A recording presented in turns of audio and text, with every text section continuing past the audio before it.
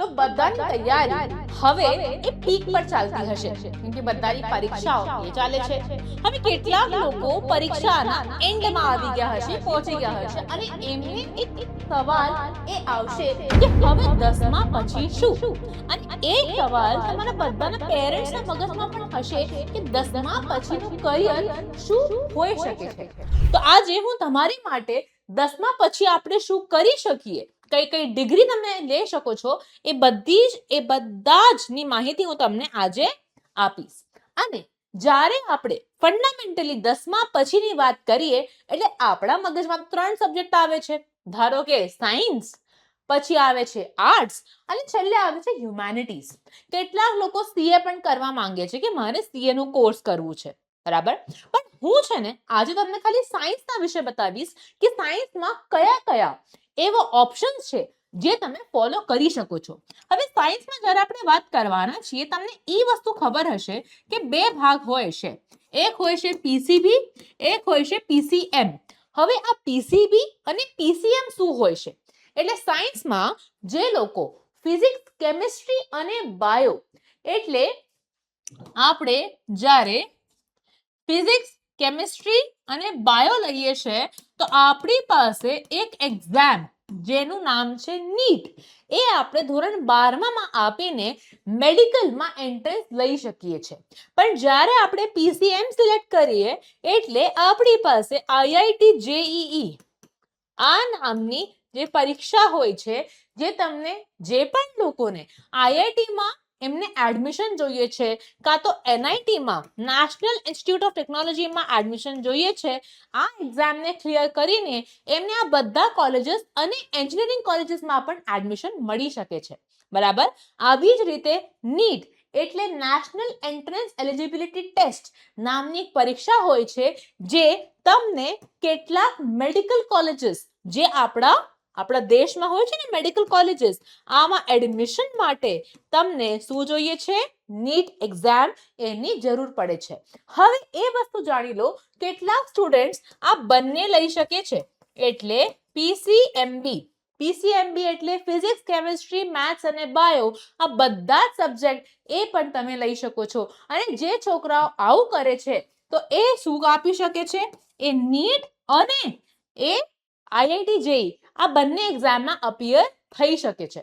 હવે હું તમને બતાવીશ કે ખાસ કરીને જ્યારે આપણે પીસીબી ની વાત કરીએ છીએ તો પીસીબીમાં કયા એટલા એવા કરિયર્સ આવે છે જે તમે લઈ શકો છો, બરાબર.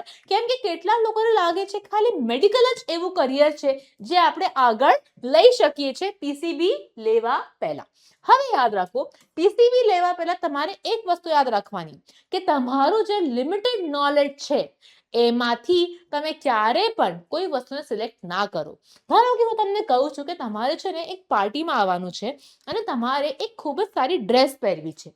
તમને એવું લાગશે કે આ ડ્રેસ માટે મને ઓપ્શન તો બતાવો મેડમ, મને ઓપ્શન ખબર તો હોવું જોઈએ, ત્યારે જ હું કોઈ વસ્તુને સિલેક્ટ કરી શકું છું. આ જ વસ્તુ આપણને આમાં પણ યાદ રાખવી છે, બરાબર. જ્યારે પણ તમે પોતાની માટે કોઈ કરિયરને સિલેક્ટ કરો છો ને, તમને ખબર હોવું જોઈએ કે આ બધા જ ઓપ્શન્સ અવેલેબલ છે મારી માટે. ઓકે, ચાલો. તો જ્યારે પણ આપણે આ પીસીબી ની વાત કરીએ તો મેડિકલ તો આવે જ છે, એ બધાને ખબર જ છે. પણ તમને એ વસ્તુ ખબર છે કે મેડિકલમાં કયા કયા પ્રકારના સ્ટ્રીમ્સ આવે છે? તો આ વસ્તુ આપણે આજે ક્લિયર કરી દઈએ. મેડિકલમાં તમે અહીંયા જોઈ શકો છો, એક આવે છે એમબીબીએસ, બરાબર. બીજું આવે છે બીએચએમએસ, બરાબર. ત્રીજું આવે છે, શું આવે બેટા? બીએએમએસ. હવે તમે જ્યાંથી પણ આ વિડીયોને જોતા હશો તમને એનું ફૂલ ફોર્મ ખબર હશે. એમબીબીએસ, બરાબર, બેચલર ઓફ મેડિસિન અને બેચલર ઓફ સર્જરી કહેવાય. પછી અહીંયા આવે છે BDS, bachelor of dental surgery કહેવાય. પછી અહીંયા આવે છે BHMS, bachelor of homeopathic medicine and surgery, બરાબર. પછી આવે છે BAMS, bachelor of ayurvedic medicine and surgery. પછી શું આવે છે? BUMS, bachelor of Unani medicine and surgery. પછી આવે છે બીપીટી, બેચલર ઓફ ફિઝિયોથેરાપી, બરાબર. હવે આ બધામાં શું કોમન છે? આ બધા મેડિકલ થી રિલેટેડ ફિલ્ડ્સ એ હોય છે, બરાબર. પણ જ્યારે આપણે વાત કરવાના છીએ પેરામેડિકલની, હવે પેરામેડિકલ જે હોય છે એમાં યાદ રાખજો નર્સિંગ આવે છે, બરાબર. પેરામેડિકલમાં નર્સિંગ આવે છે અને આ પેરામેડિકલમાં એટલી ઘણી બધી ફિલ્ડ્સ હોય છે, પણ ખાસ કરીને નર્સિંગના જે કોર્सेस હોય છે એ ખૂબ જ શું છે અહીંયા ફેમસ છે, બરાબર. બીજી એક વસ્તુ આવે છે કે તમે પીસીબી પછી તમે શું લઈ શકો છો. તો પીસીબી પછી તમને એક વસ્તુ ખબર છે, જેવી રીતે માણસના રોગના ડોક્ટર હોય છે આવી જ રીતે વેટનરી ડોક્ટર્સ પણ હોય છે. વેટનરી ડોક્ટર્સ એટલે એવા ડોક્ટર્સ જે અરે જણાવો ભાઈ, જે તમારા જે ઢોર પશુ હોય છે એના જે ડોક્ટર હોય છે ને, એનું ચિકિત્સક, એ કહેવાય કોણ? વેટનરી ડોક્ટર, બરાબર. ઓકે, પશુ ચિકિત્સક એ શું કહેવાય? Veterinary doctor. અને આ પણ એક પરીક્ષા તમે આ ભણી શકો છો. ત્રીજી વસ્તુ શું આવે છે બેટા? એ આવે છે કે ભાઈ તમે બાયોટેક, બરાબર, આ ફિલ્ડમાં પણ તમે પ્રવેશ કરી શકો છો. હવે બાયોટેકની ફિલ્ડ આટલી મહત્વપૂર્ણ કેમ છે બેટા? કેમ કે બાયોટેકની જે ફિલ્ડ હોય છે એમાં તમને ખબર હશે કે આજના યુગમાં બેક્ટેરિયા, વાયરસ, બરાબર, બેક્ટેરિયા, વાયરસ અને બધા જે જીવાણુઓ હોય છે એમની ઉપર ચાલતી રિસર્ચિસ ઘણી બધી હવે વધી ગઈ છે, બરાબર. અને આના લીધે આપણને શું લાગે છે કે હવે આવતા વર્ષોમાં બાયોટેકની ડિમાન્ડ જે છે એ વધશે અને એમાં જે લોકો ગ્રેજ્યુએટ હશે એમને બાયોટેક એટલે બાયોટેકનોલોજી, બાયોલોજી પ્લસ ટેકનોલોજી, જ્યારે એમને બધાનું જ્ઞાન હોય તો એવા ગ્રેજ્યુએટ્સને હવે એમની જે ડિમાન્ડ હશે એ આગળ આવતા વર્ષોમાં એ ખાસ કરીને વધી જશે. ઓકે, તો આ વસ્તુ યાદ રાખજો. એક છે આપણી પાસે મેડિકલ, બીજી છે પેરામેડિકલ, ત્રીજી છે બાયોટેકનોલોજી, બરાબર. આ ત્રણ વસ્તુ કે આ ત્રણ બીજા અલગ અલગ પ્રકારની જે ફિલ્ડ્સ હોય છે એ તમે સિલેક્ટ કરી શકો છો. એની સિવાય આપણી પાસે હજુ એક છે ફિલ્ડ જેમને આપણે વાત કરી શકીએ આગળ. પણ તમને એક વસ્તુ ખબર છે, તમને જ્યારે પણ આ વસ્તુને જો જે ફાર્માસિસ્ટ છે એટલે આપણે જેને ફાર્મસીની વાત કરીએ છીએ, બરાબર, ફાર્મસી. ઓકે, તો તમે કેટલા લોકોને જોતા હશે એ લોકો ફાર્મસી કરેલી છે, બરાબર. જે લોકો ફાર્મસી કરે છે એમને જ્ઞાન હોય છે કેવી રીતે જે મેડિસિન્સ, બરાબર, દવાઈ બને છે, બરાબર, એ કેવી રીતની બને છે અને દવાઈઓ એમને આપવાની એમની પાસે એ તાકાત નથી, એટલે એની પાસે ઓથોરિટી નથી.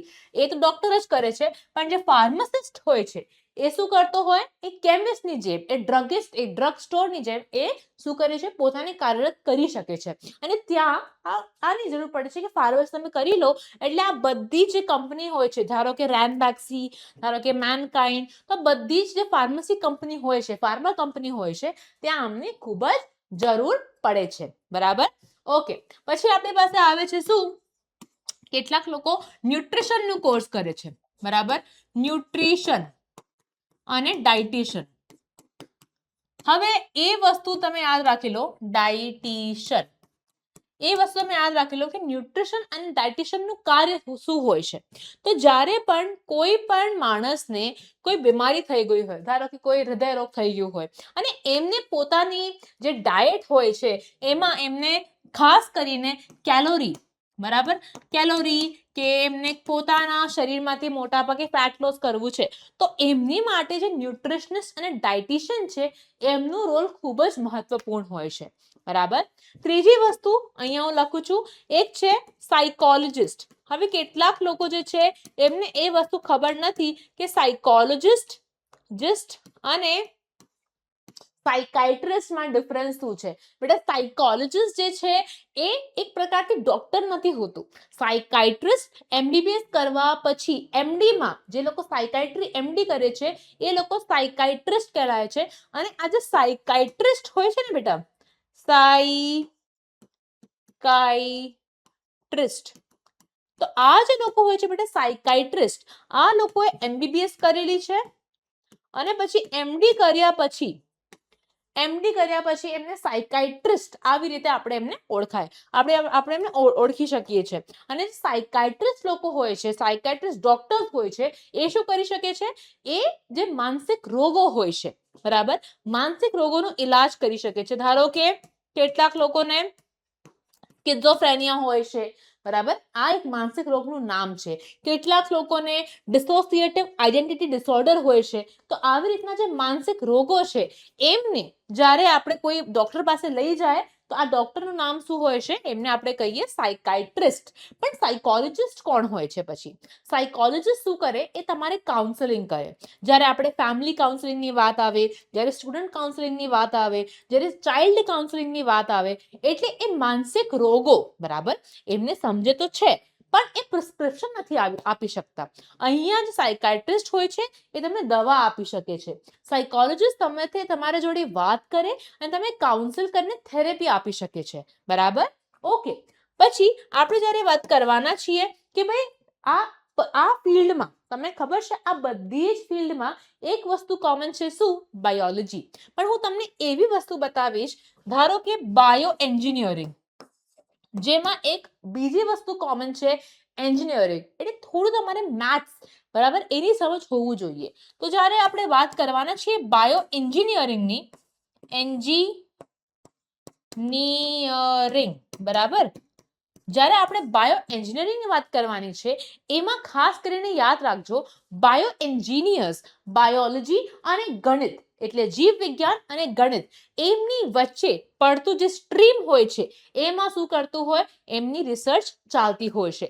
ધારો કે આ બાયો એન્જિનિયર્સ જે હોય છે એ શું કરી શકે છે?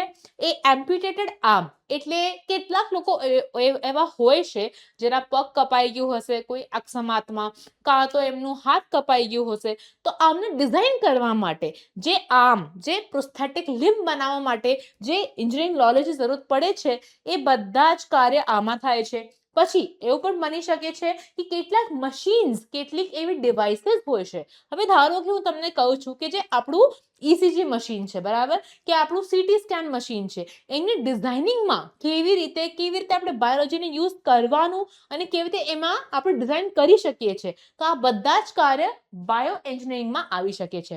તો બધી જ ફિલ્ડ્સ તમને આપી દીધી કે આ બધી જ ફિલ્ડ્સ તમે PCB પછી સિલેક્ટ કરી શકો છો.